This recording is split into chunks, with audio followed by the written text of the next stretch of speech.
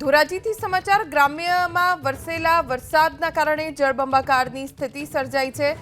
ધોરાજીના મોટી મારડ ગામમાં વરસ્યો હતો 11 ઇંચ વરસાદ।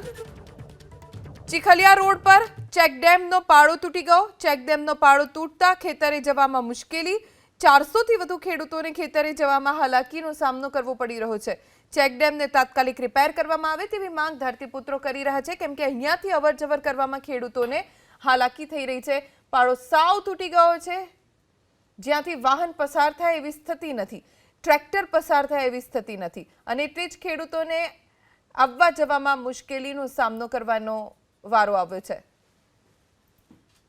રાજકોટ જિલ્લામાં જે રીતે અનરાધાર મેઘરાજાએ બેટિંગ કરી છે, ત્યારે ધોરાજી તાલુકાની વાત કરીએ તો ધોરાજી ગ્રામ્ય પંથકમાં ધમાકેદાર મેઘરાજાએ બેટિંગ કરતા અનેક નદી નાળાઓ તળાવો છે તે ઓવરફ્લો થઈ ચૂક્યા છે। ત્યારે હું આપને ધોરાજી તાલુકાના મોટી મારડના આ ચેક ડેમના દ્રશ્યો બતાવવાનો પ્રયત્ન કરી કે આપ જોઈ શકો છો કે ચીખલિયા રોડ ઉપર આવેલા મોટી મારડ ગામમાં ચીખલિયા રોડ ઉપર આવેલા ચેક ડેમ છે તેનો પારો તૂટી જતા છે તે અત્યારે પાણી છે તે વહી રહ્યું છે। ત્યારે કહી શકાય કે જે રીતે મેઘરાજાએ મોટી મારડ ગામને તરબોળ કરી દીધી છે। 11 ઇંચ જેટલો વરસાદ વરસતા ખેડૂતો એક પ્રકારે ખુશી જોવા મળી છે। ત્યારે ચેક ડેમમાં જે પાણીનો સંગ્રહ હોય છે, જે ઉનાળુમાં પિયત માટે કામમાં આવે છે, તે ચેક ડેમનો જે આ પારો તૂટી જતા અત્યારે પાણી છે તે વહી રહ્યું છે। ત્યારે અહીંના જે ખેડૂતો છે, જે 400 થી 500 ખેડૂતો જે જવા માટેનો રસ્તો પણ અત્યારે પાણીમાં છે, તેને લઈને અહીં ખેડૂતોને પારાવાર મુશ્કેલીનો સામનો કરવો પડી રહ્યો છે। ત્યારે આપણે અહીં ગામના ખેડૂતો સાથે પણ વાત કરવાનો પ્રયત્ન કરશું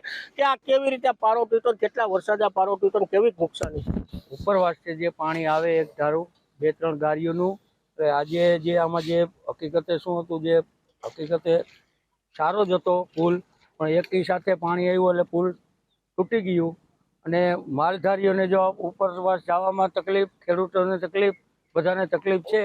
હવે ખાતું જે કાંઈ તમારા આવતું હોય એ સમૂહ કરી દઈએ તો ખેડૂતોને તકલીફ પડે। લગભગ 400 ખેડૂત આવી જાય। 400 જેટલા ખેડૂતોને અહીંથી અવર જવર કરવામાં તકલીફ પડે છે। કેવો વરસાદ હતો ને કેવી અત્યારે તમને જવામાં તકલીફ પડે છે? વરસાદ સવારે 8 ને 5 ચાલુ થયો અને 10 ને 5 બંધ થયો। 2 કલાકમાં 11 ઇંચ વરસાદ પડ્યો।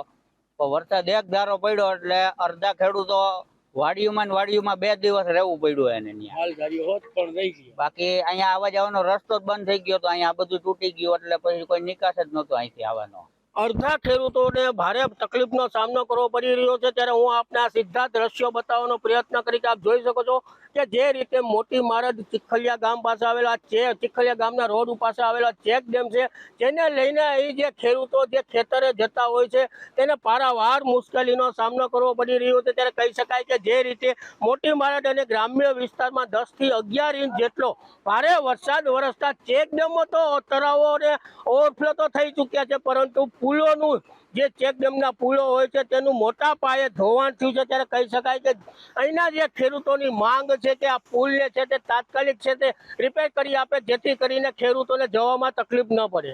નિલેશ, મારું ABP અસ્મિતા, ધોરાજી।